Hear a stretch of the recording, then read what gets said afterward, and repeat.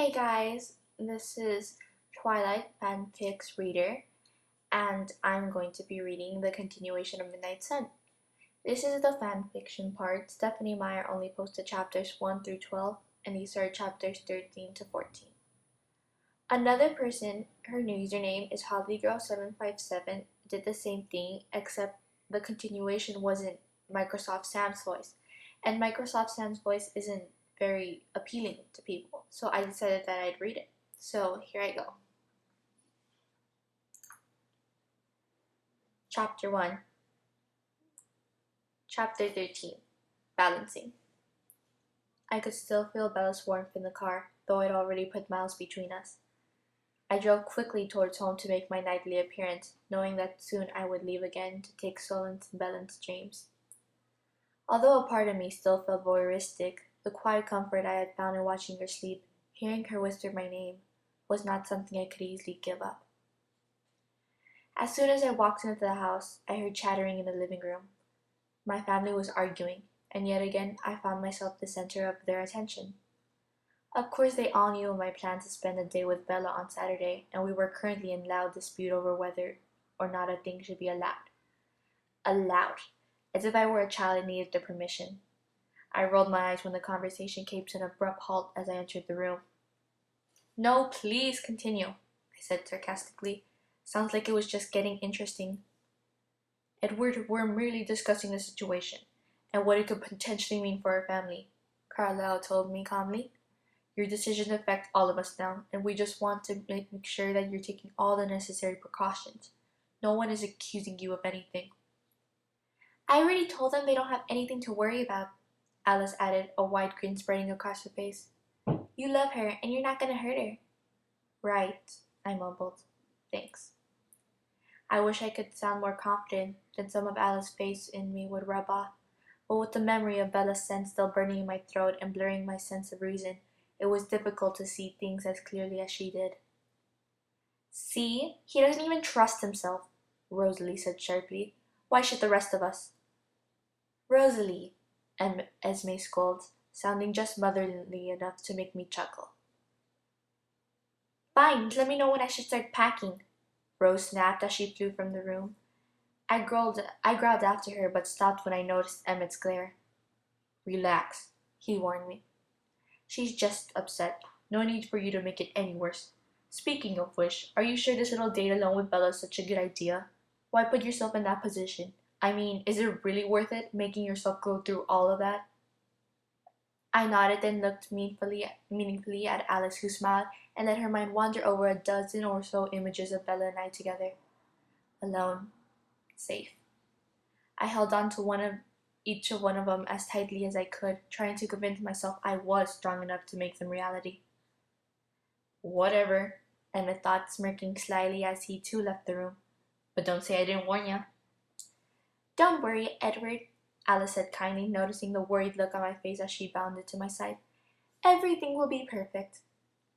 I only wish it could be true. "Well, I'm sure," she teased. "Shouldn't that be enough?"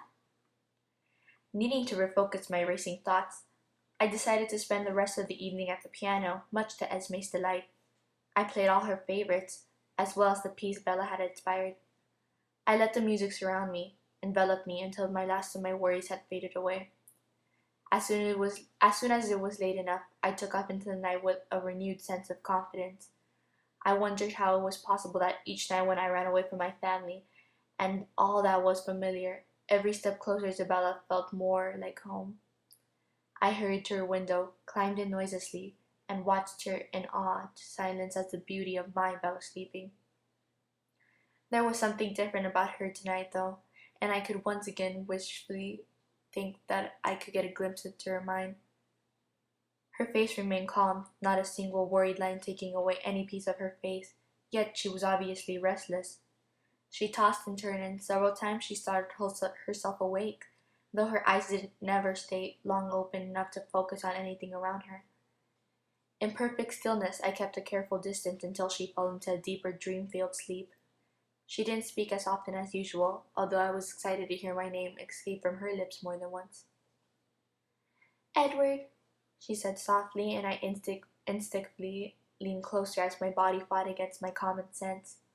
It was more painful for me the closer I was, but I couldn't stop the pull I inevitably felt when she called out to me. I knew I shouldn't touch her. My icy hand would surely wake her up. But somehow, with each passing second, the pull was becoming more of a gravitational force.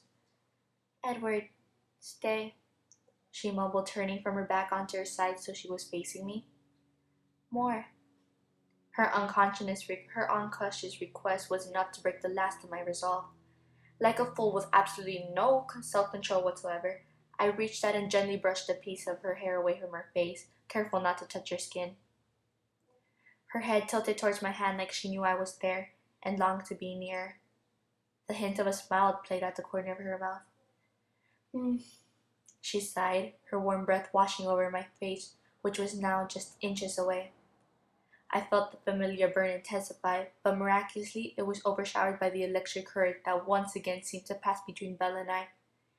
Desperate for the distraction, I allowed one finger to lightly trace down her cheekbone, thrilling to the feeling of her warm skin against mine. Afraid she would stir at my cold touch, I held my breath and listened closely to her heartbeat, trying to find any indication that she'd been startled. As steady as her breathing, her heart continued its perfect rhythm, and I let out a sigh of relief. When she further relaxed into my touch, I started to hum softly, hoping whatever dreams were filling her mind would remain pleasant ones. The night passed quickly, and far too soon I could see the sun begin to streak in through the window. Once I heard Charlie stir, I knew it was time for me to leave her side, though thankfully I also knew it would be even less time than usual before I'd see her again. Being in the enclosed space of the car with Bella wasn't the most comfortable option for me, but I wasn't about to give up precious time with her just because it caused me some physical pain, especially since today was my day for questions. I ran home quickly and got into my car, driving back to Bella's without stopping in at home. I didn't particularly feel in the mood to hear any more of Rosalie's criticisms, and I definitely didn't have time to calm myself down again with music if I was going to make it back to Bella's on time. I arrived just as Charlie was heading out the front door and waited until he was out of sight, parking where he had been. I saw Bella sneak a peek out her window and laughed how surprised she was to see me, already sitting there. Hadn't she figured out by now that I was unable to stay away from her? I thought about knocking on the door so I could properly escort her to the car, but also didn't want to rush her if she wasn't ready yet. After all, she'd still be in bed just a short time ago. Before I had time to wonder about the proper etiquette for our newfound situation Bella was shutting the door and making her way to the car. I took one more deep breath before she opened the car door and assaulted me with her scent again. I was determined, though, to let nothing show on my face. If she was going to open up to me at all today, I needed her to be completely comfortable in my presence. Good morning, I said softly, smiling at her expression as she took her seat. She was staring at me with those wonder-filled eyes again, like she was still waiting for me to disappear. Then I noticed that she looked slightly paler than usual, her eyes a little redder and watering slightly. How are you today? I asked. Good, thank you, she answered casually, though I could tell there was something bubbling under the surface. Her expression was still bright, but the skin below her eyes looked shadowy. I knew she'd been stirring for a portion of the night, but I'd hoped she'd gotten enough restful sleep to make up for it. You look tired, I said, growing concerned. I quickly started trying to count the actual numbers of hours since she'd calmed down. The time I spent with her always flew by in such a blur, it was hard to determine. 2 hours, maybe 3? Not enough for her to feel awake and refreshed. I couldn't sleep, she admitted. Neither could I said, unable to resist. As strange as it was getting used to the idea that Bella wasn't bothered by the realities of my life, in truth, it was nice being able to be so honest with her. I guess that's right, she laughed. I suppose you did sleep just a little bit more than me. I'd wager I did. So what did you do last night? She asked. I felt a tiny flick of guilt, and a part of me wished I could confess that I spent my nights watching her, adoring her. Still, I didn't want her to be self-conscious, and somehow it seemed like a little too soon to let her in on all my secrets.